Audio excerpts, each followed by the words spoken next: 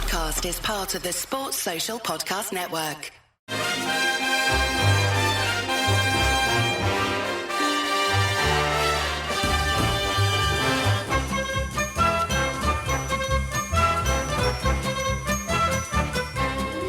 Hello everyone and welcome to a very special episode of How We're the Podcast. It's Gav, and you might be wondering, why have you thrown this little nugget our way? Well, today we have the great fortune of being joined by somebody who knows a little bit more about Sunderland's latest signing, Melker Ellborg, than we do. I'm very glad to be joined today by Matt Pyzdrowski. Hello, mate. Hey, thanks for having me. Just to make sure I got your name right there, didn't I? Was Yeah, that okay? you did. Famous on this pod for not being able to pronounce names. No, so it's all right. Can't even say John Smith, if I'm honest. I'm not struggling with that one. But Matt, just to give a bit of background, you used to be a professional goalkeeper, right? You now work out in Sweden and you do goalkeeping analysis for The Athletic, right? So you've got quite a busy packed schedule these days. Yeah, it is, but it's fun. It kind of combines, especially the thing with The Athletic, combines my my love for football, obviously, and goalkeepers with writing, which is something that I've just grown with the last few years. And then obviously after my career ended, now it's, gosh, I got to think back 7 or 8 years ago, I went into coaching, and then kind of had a little winding road to get to Malmo today. So right, so you're in the Malmo Academy, right? You work with the goalkeepers. Correct. So I'm responsible for the under 19 and under 17 goalkeepers. So right under the first team. Yeah, so I imagine then Melker Ellborg is somebody you're very aware of, than somebody absolutely, who's seen, absolutely. quite a lot of day-to-day and training and things. Yep, he's actually, his story is just incredible. Obviously, we'll get into it here, but just I think the rise that he's had in the last 12 months is, especially people outside the club, probably few expected it. Even though the club has been very high on him for a long time, and this year, just because of kind of some things that happened performance-wise with the club, he got a chance, and he delivered, and obviously now Sunderland's purchased him, and it's a fantastic move for the young guy.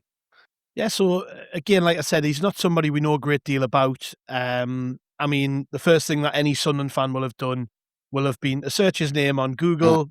He doesn't have a Wikipedia page, so quite clearly somebody who is very early into his career, right, and somebody who's just starting out. But you mentioned there that this rise has been pretty meteoric, yet people in the club,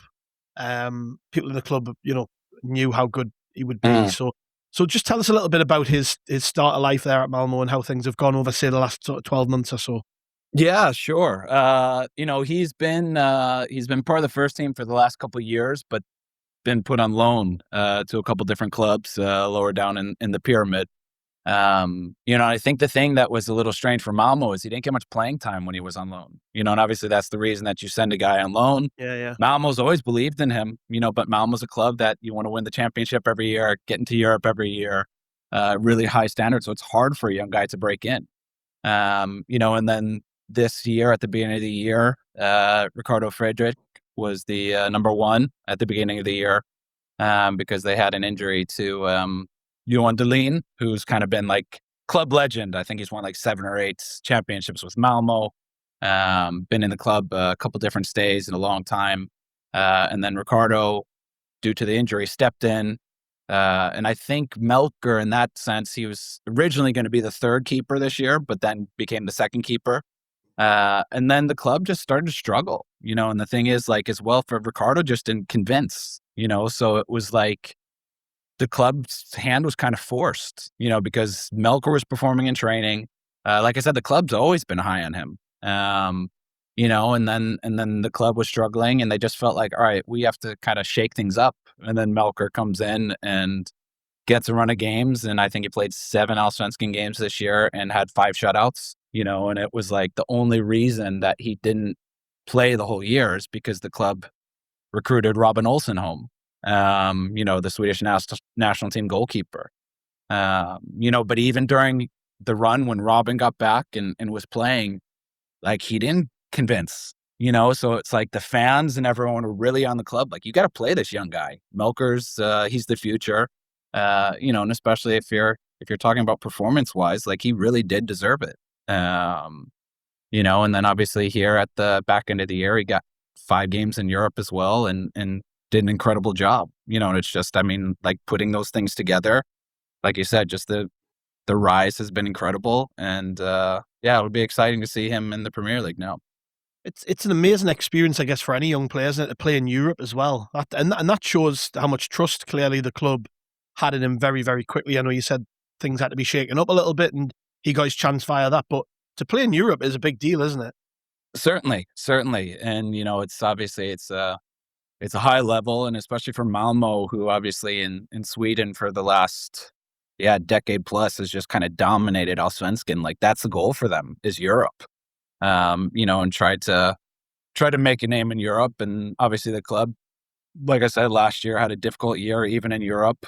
But with, it's always interesting because like when those seasons happen, like young guys usually do get a chance, and Melker's one of those guys that, has really just taken full control of his situation and like just hasn't been bothered at all. Like the thing is, like, even though he hasn't been perfect, of course not, he's been brave, and it's like if a mistake has happened, he just bounces right back. And I think the thing that's really interesting with him is, like I said, he doesn't have a lot of games under his belt, but he plays very calm. He's very in control of what happens on the field. And it's just, I think it just speaks to the character that the guy is too. I mean, obviously, being in the club and working close to the first team and obviously talking to the first team goalkeeper coach on a daily basis, the thing that he's always said too is it's like, he's never been discouraged. Like even when the decisions were made to play the guys with more experience, he didn't complain. He just put his head down and worked even harder, and I think that just, like I said, it shows the character, the mentality. And I think this kid he's a very humble guy. Like when you hear him, obviously I know you guys will only see interviews in Swedish, and hopefully now that'll change since he's in Sunderland. So he'll start speaking English a bit more. But like when he speaks in Swedish, like he's very reflective.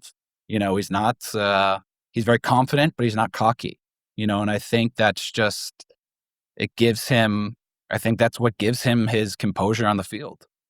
You said there, although he has been in the first team, it's only been for a short period. So did it surprise you that he got this move so early, given he's not really played that often for Malmo? Does that stand out a little bit, that Sunderland, that he was on their radar? I mean, I think things in football, they can happen very quick, and it's like, I know how the football world works too. It's like all these clubs have a list of young players, and Melker was clearly on a list. And then once he starts playing, you start rising on that list, right? And it's not just playing, then it's the quality of the matches that you're getting. And you mentioned Europe, and being a 23-year-old goalkeeper. Yeah, it's incredible experience that he's gained in a short amount of time. And obviously, like we're talking about, I think last year he only got 14 games. So 7 games in Allsvenskan, 5 games in Europa League, and then 2 games in the Cup. But he obviously did enough in those 14 games to convince, a Premier League club to come and buy him. And I think from, like, if I take my goalkeeper coach from Malmo hat off and put my athletic analyst cap on, if you just look at the numbers and everything else, it is kind of like, it's crazy he gets his move so fast, because it's like he just has 14 games under his belt with Malmo. But at the same time, I think what Sunderland sees is they see the potential in this guy, so obviously to bring him into their group of goalkeepers and to be able to work with him, and him being 23 years old, like he still potentially has a ton of room to grow. Yeah. And I think to get that experience now, and I mean, it's obviously for Sweden, it's I think it's the most expensive goalkeeper sale ever from the Allsvenskan, the money that Sunderland paid for him. But for Sunderland, obviously, it's peanuts. And I think for them, if they can develop him well, I mean, in the future, obviously, if best case scenario that he ends up playing games with Sunderland in the Premier League, I mean, that's what obviously the goal is, right? But if not, then they can develop him and maybe even sell him for a profit, even if he doesn't play so much for the club. Yeah. So it's like for them, it's a smart bit of business, and obviously for Melker, an incredible opportunity. What kind of goalkeeper is he? Because I did see some comment comparing him to Robin Roofs. And I don't know how much you know about Robin Roofs at Sunderland, but obviously a very similar story, actually. Kind of, I was just going to say that. yeah, one season playing for his team over in the Netherlands, and then all of a sudden gets this big move to Sunderland, and now you're looking at him and you're thinking he's probably one of the best goalkeepers in the Premier League, right? So very similar story, but I have seen him compared in terms of style. So what would you say? What kind of style of goalkeeper is he? Yeah, I think Melker said it himself in one of the interviews I saw yesterday. He's an offensive and aggressive goalkeeper. He is a goalkeeper who will take chances, both in the build-up and crossing situations, and I think just generally his positioning. Sunderland's getting a goalkeeper who is a very modern goalkeeper. And I think the only critique here that he's kind of got is that, especially in the build-up, he can take some risks. I think anyone who's seen his game film will see that he's good on the ball. He's comfortable on the ball. He can play it medium, short, and long. But obviously there are times when the margins are very small and he still tries to play that ball. And that was one of the things that happened to him in one of his first games. I can't remember if it was his first Allsvenskan start or second. And they didn't get punished for it. But that was kind of the critique. Oh, it's a young goalkeeper. Maybe doesn't have the experience to kind of avoid that situation. But at the same time, I think it just shows who Melker is, because he didn't change his game after that. Like, he just continued. And I think that's the fine line as well as a coach, whether it's a goalkeeper coach or a head coach or assistant coach, is to help work with that. And I think the big thing with him is it's, like, for me as a coach, I always love guys who are aggressive, maybe a bit too aggressive, because it's a little easier to bring them back in. But if you have a guy who's very timid or very quiet, it's very hard to get them out of their comfort zone. And I think that's the thing that obviously Sunderland, I'm going to assume, likes with him is his aggressiveness, because they know that they can mold him into the Sunderland goalkeeper that they want him to be. So, I mean, he's incredibly explosive. Like, that's the big thing that has always been talked about here. It's just like his athleticism is next level. Just his ability to go into the split step and push off and cover the furthest corners of his goal is really, really good. He's very powerful. And I think that's what helps him in obviously crossing situations as well. Even though he can extend himself maybe a bit too much at times. I think in the latest game against Genk in the Europa League, he did that a few times. Didn't get punished for it. But again, that's just something that they're going to have to work with and try to mold him and to learn from those situations. But like I said, I mean, I think most goalkeeper coaches probably have the same mentality as me, especially in today's game. It's better to have a guy who's maybe a bit too aggressive than a guy who's not aggressive enough.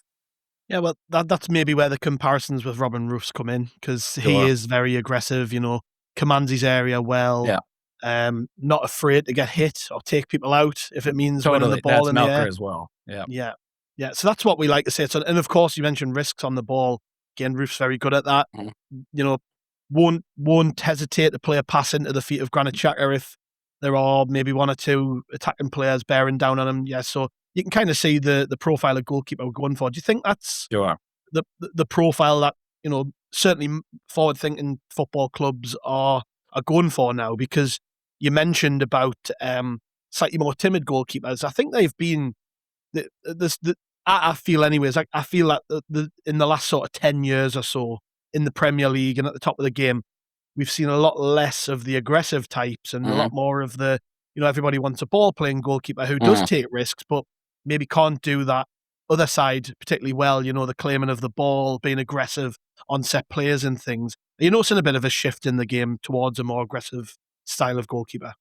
Yeah, I think so. And I think it's just partly because of the way that the game's going, right? Because, I mean, we went through a transition where the game maybe for a long time was very simplified. And especially in the English game, it was traditional long ball, push the team up, win the ball in the opponent's half, and then attack. then transition into, like you said, more ball playing, building up out of the back all the time. And I think now we're kind of getting a hybrid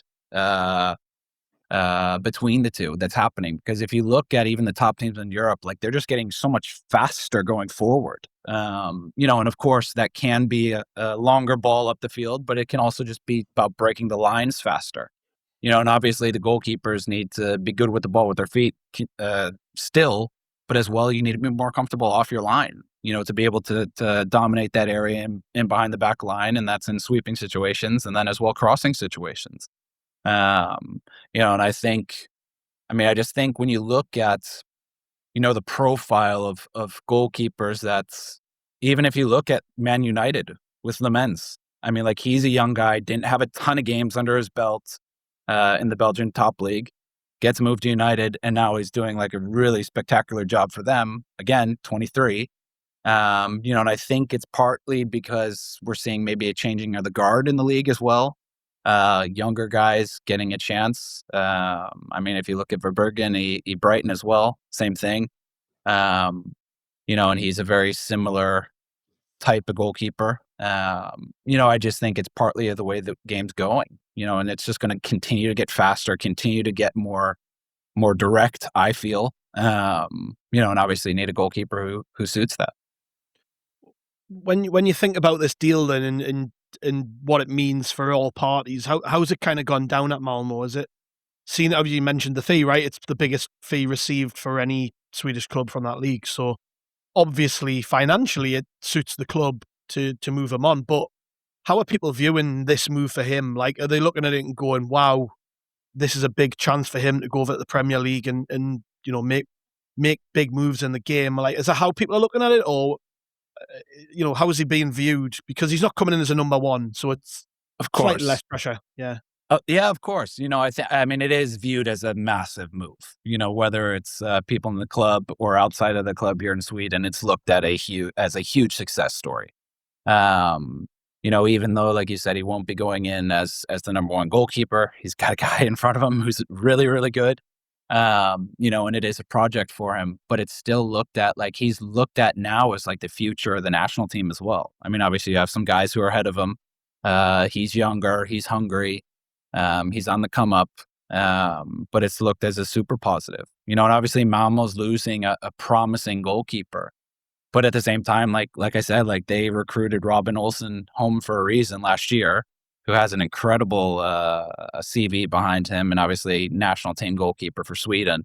So it's not that the club is being left in a poor situation. Like they have a guy there who's going to do a great job. So it's obviously looked, I think for everyone, it's a win-win. The club gets to sell Melker. Melker gets to move to the Premier League, and it's just positive. What does that say to other players in the Malmo academy? Obviously, you're around the goalkeepers in particular, that they can look at this guy and be inspired, right? He's made that big transition already. He's going to the Premier League with very little real experience behind him. Sure. Like, it just tell the other guys in the academy, look, if you stick with us, you get chances, and that could be you one day. Yeah, totally. This is a huge feather in the cap for the whole club. Because he came to us at 16.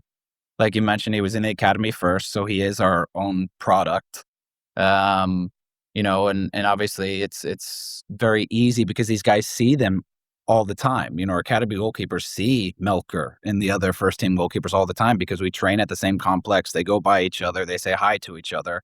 And I think the thing for Malmo too is it's like Malmo's always produced really good goalkeepers, but it's always been hard for a young goalkeeper to kind of break into the first team just because, like I said at the beginning, of the expectations in this club. So it's been hard for the club to kind of give a young guy a chance, and Melker's really the first guy who's gotten a chance, and at the same time he's delivered, because obviously if he had stepped in and not performed, there goes the chance. He's not going to keep getting the chances in the future because he's a young guy, and that's the whole double-edged sword that I think all clubs are always battling, right? Because it's like you want to, like from Malmo's perspective, you want to have a young goalkeeper because that's a way to make money and sell them in the future like they did with Melker.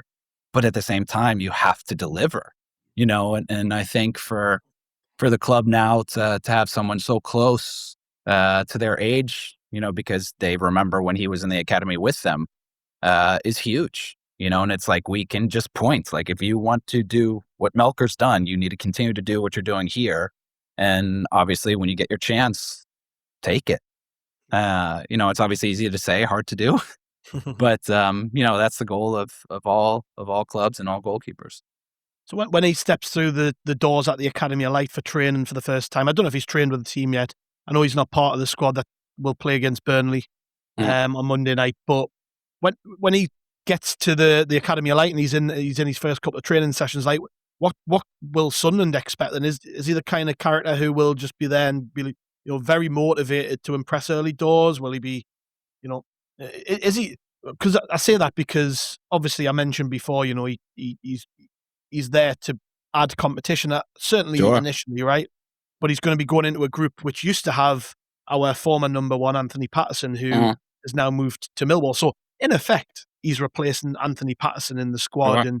And that comes with a bit of expectation because he was a popular figure and established character and stuff. So as a young guy, that must be a little bit daunting, but I would like to think, if you're motivated and you're ambitious, you'd want to go right in there and press straight away.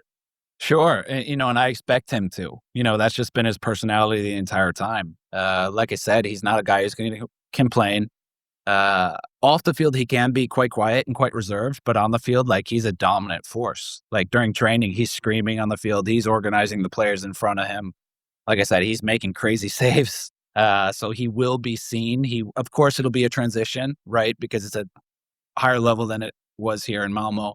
So that will be a transition, but I mean, he's going to handle it. Like, if you look at his skill set, he has the skill set. Then it's just about him coming up to speed, understanding that the shots will be coming at him a little harder, and maybe needs to organize a little faster, but he'll adapt, like, that's what he's done this whole time, and I think when he does get his chance, regardless of if it comes in the Premier League or a cup game, like, he's not going to be afraid. He'll be the personality that he just puts his head down and says, okay, this is my assignment for today. Let's go out and do it.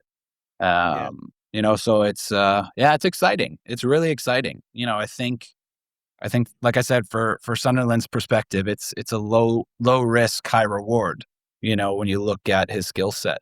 I know for some people, they might, like, we're talking about 14 games at the top level in Sweden. It's not a huge amount that we're looking at, but at the same time, the potential's there. And I think, again, that's what a lot of these teams are looking for. They're looking for these bargain deals that potentially could be a really big sale in the future.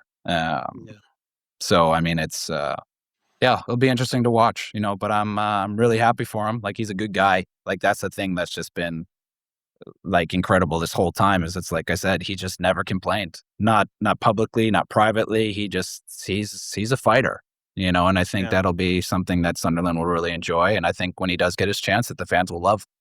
That's reassuring. And I don't know how many times in your career you had to be second or third choice, Matt, but it is difficult for goalkeepers, right? Because there's only one position on the pitch. So if the guy in front of you is just simply more established, playing well, you have to be prepared to sit out, right? So what would you say? What would you like to see for sort of the next, I would say, at least 18 months from Melker? Like, if from a coaching perspective, from a personal perspective, because you've got a relationship there, what would you like to see from him in the next sort of 18 months at Sunderland? Yeah, I mean, I think that in the short term here, it's just going to be about him getting situated to life in England, and to be there and really feel out his new teammates and his new coaching staff and everything else and what they expect from him and what they want. And then once he gets his feet on the ground and feels comfortable, to, like, just go for it. And obviously when he does get his chance, like I said, most likely in the cup at first, it'll just be to perform, and again, like, that's not been a problem for him, and I think the thing that's hopeful, of course, the expectation and the pressure and everything else is a different beast in the Premier League, but there's a lot of pressure and a lot of expectation here in Malmo. I mean, like, for the club this past year, the fact that we finished 6th and didn't get a spot in Europe, like, was a really big problem for a lot of people. And I think for Melker, in the face of the storm that was around him for most of the year, to still perform and to be consistent and to be comfortable was very telling. And again, we're talking about a guy who only made his debut with the Malmo first team this year, in the Allsvenskan. So I think that says a lot, to have a young guy where a lot is going kind of wrong around him, but he's the one who's performing, like I said, it says a lot about his character, and so like for me, I don't expect him to be bothered. And of course, Sunderland is a massive club and massive expectation, and they're doing incredibly well this year. But I expect him to rise to that challenge. What would you say to anyone who's maybe a little bit on the fence? Because I mentioned, Anthony Patterson, very established, but obviously wanted to go and play games, but still a popular player at the club. So Sure. a few people might be looking at this and going, why have we let somebody so experienced leave? So what would you say to anybody who might have that little tinge of doubt about this one? I understand in the short term they might think that, but hopefully looking into the future, 18 months in the future, like you said, potentially, it's just an afterthought. And I don't know how Sunderland's training setup is, but if there's any open trainings, just go to training and watch the kid, because you will be blown away. He definitely has this level in him, from a pure physical standpoint, and from everything that I believe and we believe here in Malmo, mentally he's got it too, so it's just about him getting the opportunity and then, like I said, taking it. Well, Matt, thank you very much. I think that's been really insightful. Hopefully people have learned a thing or two about Melker. Like you say, though, it's probably going to be a little while till we get to see him actually play. So very useful, mate. And I am excited. I think from how you've described him, he sounds a lot like Robin Roofs, which I think will please people because, as you're probably fully aware of, he's really, really impressed us this year. So he's looking forward been to seeing more of Melker. fantastic. Yeah. No, that's actually great. Just on that before you go, how does that make you feel when you see somebody so young like Robin Roofs just burst onto the scene in the Premier League? Because he literally did come from nowhere, didn't he? Yeah. No, he did. And I think, obviously we're talking about like he's done incredible. And again, like I love, just generally speaking as a coach, like I love when young guys get a chance, because this just like, it just feeds to the, the whole thing about goalkeepers is you always say experience. And this kind of challenges that notion that does experience always trump, maybe the quality of a young guy, and actually in a way, maybe the naivety of a young guy, because that's like one thing I see with Roofs, and it's also something that I've seen with the men's and United, is it's like they're almost naive to the fact of where they are, but in the best way, because it's like they're just there to do their job. They love football. They love the goalkeeping position. And it's like nothing rattles them, and I think that's just cool to see, and obviously with the Premier League being, in my opinion, the best league in the world and the most competitive, it's nice to see that notion challenged a little bit. Yeah, well, thank you very much, mate. Been great catching up, and thank you for all the insight. Thank you very much. Great, thanks for having me. Yeah, and thanks to the listeners. Thanks for joining us. We will be back with a post-match reaction pod tonight. Make sure you check in with us then. But thank you very much, Matt. Thank you to the listeners, and we'll see you later.